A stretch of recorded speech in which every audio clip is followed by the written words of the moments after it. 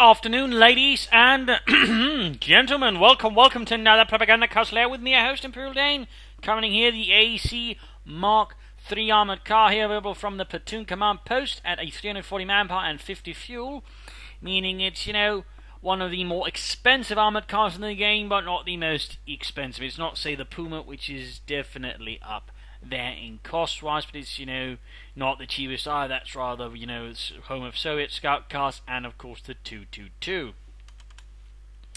So, what does the AEC Mk III do? Well, it's got a 75mm gun, which means it's overall decent versus medium armor. Now, generally, you shouldn't expect to take it on head-on and win, for example. You're more sort of going to get there with flanking and the likes. Infantry-wise, its coaxial machine gun does some. The main gun has a slight chance of occasionally hitting, but overall, it's not, for example, in that sense, it's kind of like the Puma, except unlike the Puma, its veterancy doesn't do a lot to sort of really get it better versus infantry. Perhaps it's a veterancy free, but that's it really.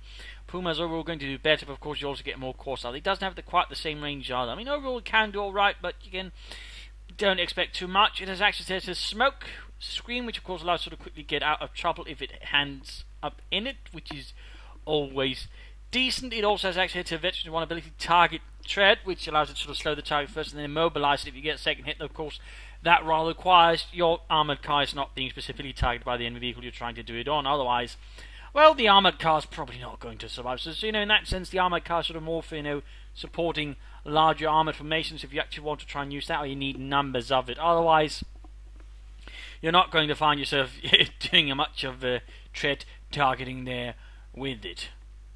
But when it comes to this armoured car, this is more about, flanking enemy tanks, enemy armour, dealing with light vehicle, in which case it will pretty much overpower most, except the Puma in that case, get two of them, since again, fuel-wise, they don't cost that much, and then hammer away at it.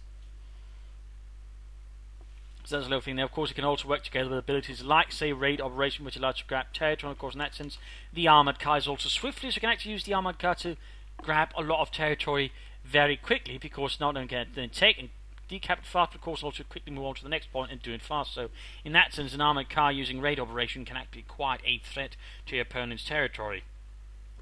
Though again, not the hugest anti-infantry, and again versus armour, you generally want it to sort of work with other things, in which case it generally does quite well.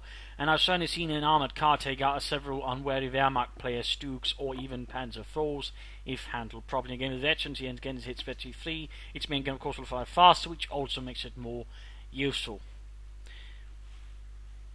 So again, considering its price, it does alright. But again, don't expect to take on a medium tank head on. Instead, try to flank, try to maneuver, try to get more, or try to use to support other tanks. In that sense, the armoured car is much more of a support vehicle when it comes to dealing with armour. But still, it can do alright there. And again, that's the important thing. It actually does pretty well once supporting. It can really help you, for example, quickly knock out any German tank or assault gun.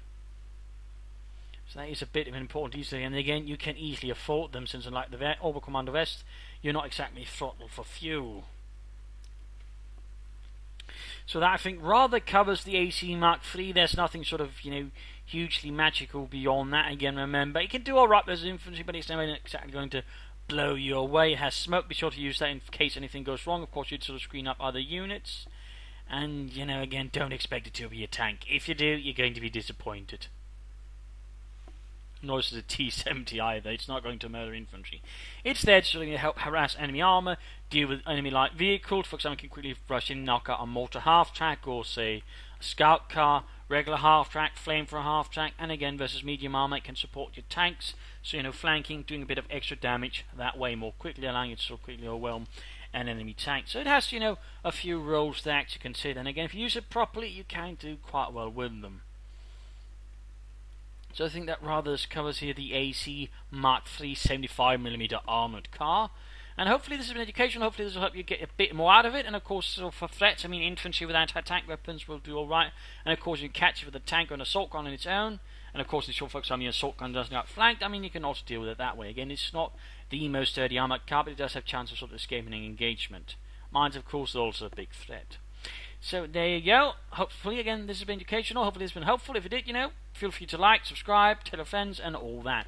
This is Imperial Dane saying cheers. Thank you for watching, and hope to see you all another time. Bye.